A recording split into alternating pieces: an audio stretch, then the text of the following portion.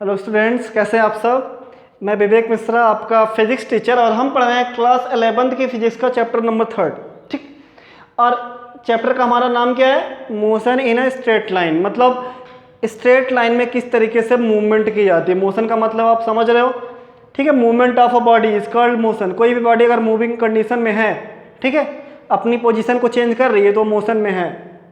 Like इस chapter में हमने काफ़ी सारी चीज़ें आपको बाई थ्योरेटिकल दे रखी थी, और उन थियरीज़ में बहुत सारी कॉमन चीज़ें थी जो आपको आसानी से समझ में आ गई होंगी। ठीक, क्योंकि उनके बारे में आप पहले कहीं ना कहीं पढ़ते आ रहे थे कि रेस्ट क्या होता है, मोशन क्या होता है। रेस्ट मतलब जो वही अपनी पोजीशन चेंज ना करे, रेस्ट में है, और अगर लगातार टाइम के रेफरेंस अपनी पोजीशन को लगातार वो कंटिन्यूस फॉर्म में चेंज कर रहा है तो मोशन में है। क्लियर। स्टैटिक्स और डायनामिक्स। उसके बाद आपने डिस्टेंस देखा होगा, डिस्प्लेसमेंट देखा होगा। फिर डिस्टेंस के 3-4 टाइप, डिस्प्लेसमेंट के, वेलोसिटी के, एक्सेलरेशन के, स्पीड के, इन सब चीज़ों के बारे में मैंने आपको थियरीज में दे रखा है। आप उसको पढ़िए, और वहाँ पे अगर कोई भी कन्फ्यूज़न होती है तो आप हमसे इस वीडियो के कमेंट बॉक्स में भी पूछ सकते हो, और व्हाट्सएप ग्रुप में भी डायरेक्टली पूछ सकते हो, कोई प्रॉब्लम नहीं है।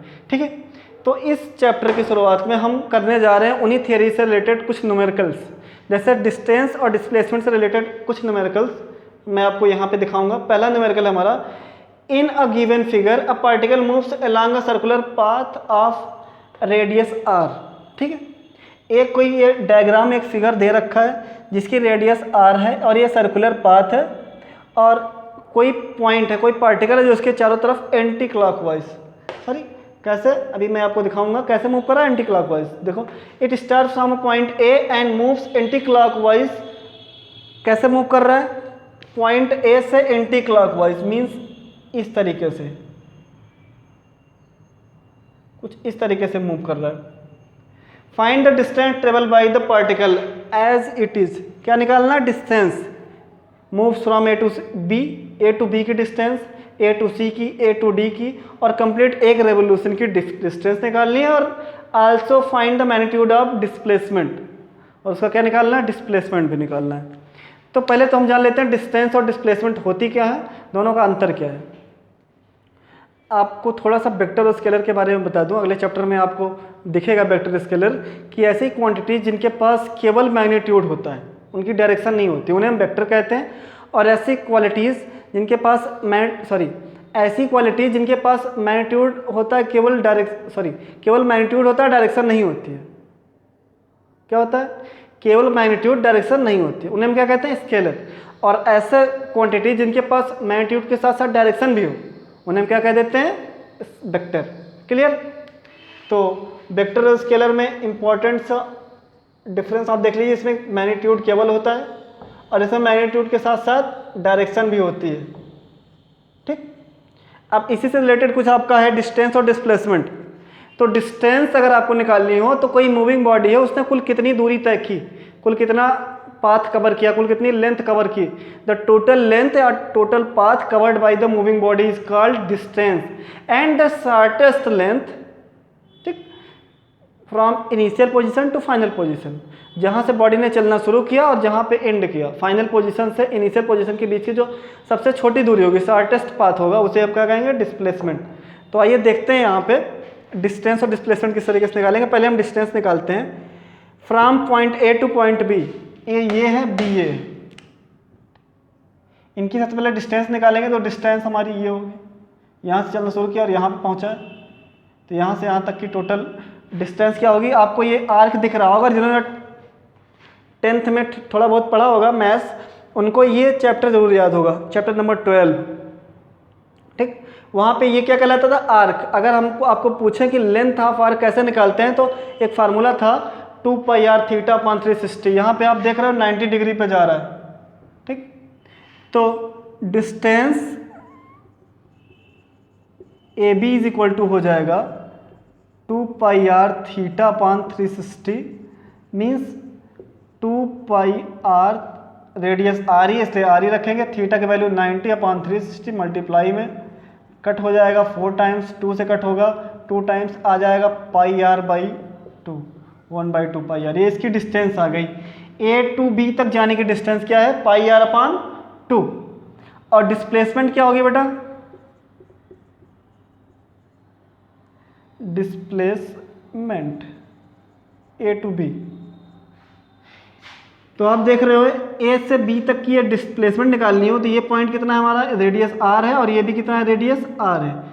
ये और ये दोनों का स्क्वायर करके ऐड कर देंगे तो हमको ये पॉइंट मिल जाएगा, शॉर्टेस्ट लेंथ मिल जाएगी। कैसे, आर का स्क्वायर प्लस आर का स्क्वायर। इसको अगर हम ओ मान लें या एक्स मान लें तो ए ओ का स्क्वायर प्लस ओ बी का square is equal to A B का स्क्वायर। ठीक, ये दोनों को ऐड कर लेंगे, आ जाएगा 2r स्क्वायर। ये हमारे डिस्प्लेसमेंट हो जाएगी, शॉर्टेस्ट पाथ है ये। ठीक, क्लियर है स्टूडेंट, शॉर्टेस्ट पाथ हाइपोटेनियस वाले फार्मूले से, पाइथागोरस थ्योरम से। अब दूसरा है मूव फ्रॉम ए टू सी। ए से सी तक आने में डिस्टेंस कितनी कवर की, ये ए से सी यहाँ तक पूरा घूम के आया तो 180 डिग्री घूम गया। कितना, 180 डिग्री। तो अगर ये पहला सॉल्यूशन हो गया तो दूसरे का सॉल्यूशन हो जाएगा distance A C equal to हो जाएगा, फार्मूला वही 2 pi R theta upon 360। Theta कितना हो जाएगा, 180 अपान 360, कट जाएगा 2 टाइम्स में, और 2 से 2 कैंसिल हो जाएगा, पाई आर आ जाएगा। ए से सी तक की डिस्टेंस कितनी है, पूरा यहाँ तक घूमे तो पाई आर, और डिस्प्लेसमेंट कितनी है, डिस्प्लेसमेंट ए सी कितना हो जाएगा। देखिए डिस्प्लेसमेंट मैंने कहा था शॉर्टेस्ट पाथ, ये पूरा घूम के आना नहीं है, सीधे यहाँ से यहाँ आ जाओ। आर ये है और आर ये है, दोनों मिलके आर प्लस आर कितना हो गया, 2r। ए से सी तक की डिस्टेंस कितनी हो गई, 2r। तीसरा देखते हैं हम, डिस्टेंस ए डी। ये ए से डी तक, तीसरा क्वेश्चन हमारा ए डी की डिस्टेंस, ए से डी तक अगर आना है आपको घूम के तो 180 यही बना रहा था, 90 और ऐड हो जाएगा, 270 डिग्री का एंगल बनाएगा। मतलब ये हो जाएगा 2 पाई आर थीटा, यहाँ पे 270 अपान 360, कट जाएगा 0 से 0, 9 3 27, 9 4 36, 2 से कट गया 2 टाइम्स में, यह आ गया 3 पाई आर अपान 2। ये डिस्टेंस आ गई। और अगर हमको डिस्प्लेसमेंट निकालना है तो डिस्प्लेसमेंट आपको याद ही होगा, शॉर्टेस्ट डिस्टेंस यहाँ से यहाँ पे सीधे आ जाओ। ये इनिशियल यहाँ से चलना शुरू किया और यहाँ पे इस फाइनल पोजीशन पे है, तो इसकी अगर शॉर्टेस्ट डिस्टेंस निकालनी है तो ये भी आर है और ये भी आर है, इसकी वैल्यू निकालनी है तो क्या करोगे, हाइपोटेनियस वाला वही फार्मूला, अंडर रूट आर का स्क्वायर प्लस आर का स्क्वायर। ये आपका बेस और परपेंडिकुलर दोनों के स्क्वायर को ऐड कर दोगे तो आ जाएगा अंडर रूट 2r स्क्वायर। ये आपको क्या आ गया, डिस्प्लेसमेंट ए टू डी, जैसे ए से बी था वैसे ए से डी। ठीक है, वहाँ भी फाइनल से इनिशियल पोजीशन के बीच की दूरी निकाले थे, यहाँ पे फाइनल से इनिशियल के बीच की दूरी। और नंबर 4 पे आप देखिए, कंप्लीट 1 रेवोल्यूशन। यहाँ से चल के फिर से यहाँ तक आने में, ए से चला और ए तक आ गया तो डिस्टेंस कितनी कवर की, distance A to A 1 revolution, distance to complete 1 revolt. ठीक है, रिवोल्यूशन कितना हो जाएगा, पूरा पूरा आने में पूरा सर्कमफ्रेंस कवर करेगा 2 पाई आर। कितना कवर करेगा, 2 पाई आर। और डिस्प्लेसमेंट शुरुआत यहाँ से की, इनिशियल पोजीशन भी ए है और घूम के आ गया फाइनल पोजीशन भी ए ही है। ठीक है, तो फाइनल में से इनिशियल घटाओगे तो 0 आ जाएगा। डिस्प्लेसमेंट कितनी हो जाएगी, इक्वल टू 0। क्लियर ये वाला क्वेश्चन। यहाँ पे मैंने आपको दिखा दिया कि किस तरीके से हम डिस्टेंस और डिस्प्लेसमेंट काउंट करते हैं। अगर यहाँ से कोई भी कन्फ्यूज़न है तो आप मुझसे पूछ सकते हो।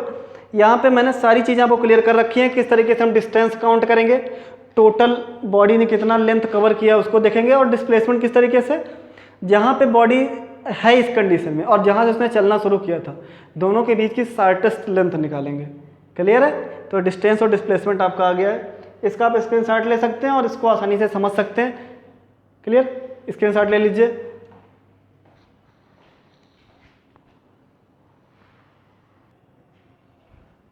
तो स्टूडेंट्स, दूसरा न्यूमेरिकल है आपका कि on a 60 kilometre track a train travels the first 30 kilometre with the uniform speed of 30 kilometre per our. ठीक, एक कोई 60 किलोमीटर का ट्रैक है जिसपे कोई ट्रेन है, वो ट्रेवल करती है पहला 30 किलोमीटर पर आवर की स्पीड से।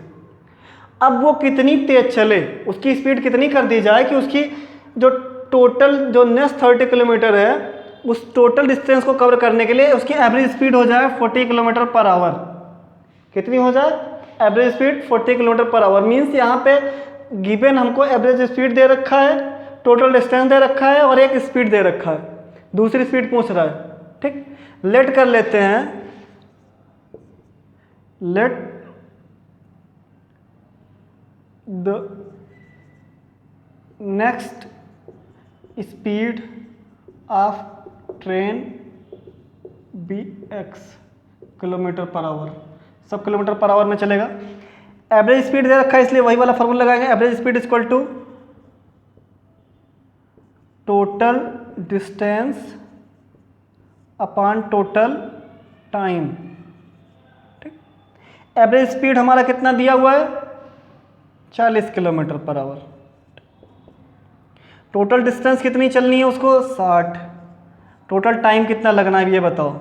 पहला टाइम t1 जब चलता है और दूसरा टाइम t2 मान लेते हैं, तो जब पहला टाइम जाता है तो 60 किलोमीटर में से 30 किलोमीटर वो कितने की स्पीड से जाता है? 30 की स्पीड से। टाइम इक्वल टू क्या होता है? Distance upon speed.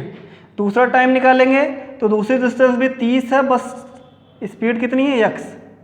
इसी इक्वेशन को हम सॉल्व कर लेते हैं। देखिए हमारा आंसर आ जाएगा 40 इज इक्वल टू हो जाएगा, ऊपर है 60, नीचे दोनों से दोनों कट जाएंगे, आएगा 1, ये हो जाएगा 1 प्लस 30 अपॉन एक्स अपॉन 1 कर लोगे, दोनों का एलसीएम लोगे तो ऊपर 60 रहेगा, नीचे दोनों का एलसीएम कितना हो जाएगा? x। 1x जाए x तो x प्लस 30, ऊपर चला जाएगा 60x। 40 is equal to 60x upon x plus 30 upon 1 करके क्रॉस मल्टीप्लाई करके दिखा दो। 40 इंटू एक्स प्लस 30 और ये हो जाएगा इक्वल टू 60, सॉरी ये x भी रहेगा साथ में 60x। ठीक, मल्टीप्लाई करवाया आपने तो ये आ गया आपका 40x प्लस 4 3 जा 12 00 इक्वल टू 60x। x उधर जाके माइनस हो गया, 60x माइनस 40x, ये आ गया 1200 इज इक्वल टू 20x। यहाँ पे 20 मल्टीप्लाई है, इधर आएगा तो डिवाइड में कट गया, x की वैल्यू आ गई कितनी? 60 किलोमीटर पर आवर। वो स्पीड वो ट्रेन कितनी तेज चलेगी, उसकी average speed 40 kilometre per our हो जाए, तो अगर वो आगे की 30 किलोमीटर 60 किलोमीटर पर आवर की स्पीड से चलती है तो उसकी एवरेज स्पीड कितनी हो जाएगी? 40 किलोमीटर पर आवर। तो स्टूडेंट्स इस तरीके से आप डिस्टेंस, डिस्प्लेसमेंट, एवरेज स्पीड, ठीक है, इनसे रिलेटेड न्यूमेरिकल सॉल्व करोगे। वहाँ पे अगर आपको टाइम दिया रहेगा या टाइम पूछा जाएगा तो आप टाइम के रिस्पेक्ट में वैल्यू निकालोगे, और अगर आपको स्पीड दिया रहेगा या पूछा रहेगा तो स्पीड के रिस्पेक्ट में निकालोगे। तो इस तरीके से मैंने आपको कुछ न्यूमेरिकल्स दिखाए जो कि पीछे कुछ थियरीज मैंने बता रखी थी, उससे रिलेटेड थे। क्लियर? आगे मैं फिर से आपको कुछ न्यूमेरिकल्स बताऊंगा अगले वीडियोस में, जहाँ पे आगे की थ्योरीज से रिलेटेड, जैसे एक्सेलरेशन, उसमें पॉजिटिव एक्सेलरेशन, नेगेटिव एक्सेलरेशन और equation of Newton, equation of motion से रिलेटेड क्वेश्चंस रहेंगे। ओके, तो स्टूडेंट्स आज का वीडियो अगर आपको समझ में आ गया हो तो वीडियो को लाइक ज़रूर करें, और अगर वीडियो से रिलेटेड कोई भी क्वेरी, कोई भी कन्फ्यूजन है तो वीडियो के कमेंट बॉक्स में या डायरेक्टली व्हाट्सएप पे आप मुझसे क्वेश्चंस के आंसर या अपनी प्रॉब्लम्स पूछ सकते हो। और अगर अभी तक आपने हमारा चैनल सब्सक्राइब नहीं किया है तो चैनल को सब्सक्राइब करें, जिससे कि आगे की सारी वीडियोस आप तक आसानी से पहुंच सके और पीछे की सारी वीडियोस आप तक पहुंच सके। ओके, तो मिलते हैं अपने अगले वीडियो में एक नए टॉपिक के साथ, एक नए न्यूमेरिकल के साथ। तब तक के लिए have a great day. Thank you.